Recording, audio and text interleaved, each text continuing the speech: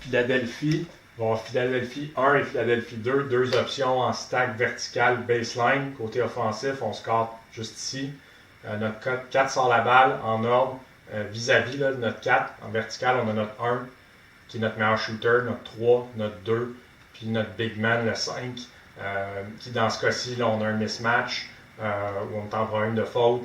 Et ça pourrait être notre 1 en limite, là, ça pourrait être notre 2 qui aurait un adversaire qui est en problème de faute, puis on voudrait le poster up.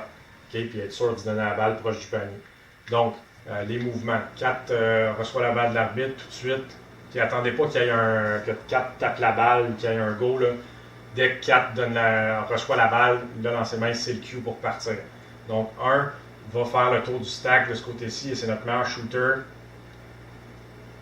Okay, et il doit moi j'irais là, si j'étais 1, j'irais quasiment jusqu'au top de la clé.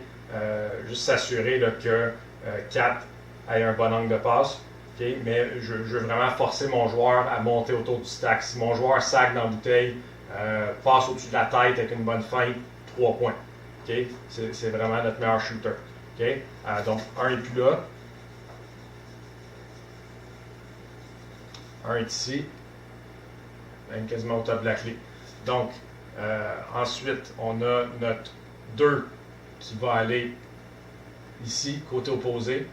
Okay? Et de façon tellement bien placée à côté du basket que X2 doit faire un move. Là. Si X2 joue ici, là, et comme en sandwich dans le stack, il doit faire un move, il doit se tasser pour le contester.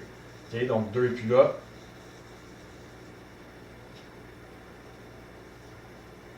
Et ce que 3 va faire, okay? 3 va sprinter, va comme backpedaler ou sprinter ou peu importe au free throw, encore une fois, peut-être même un peu en haut du free throw, côté weak side.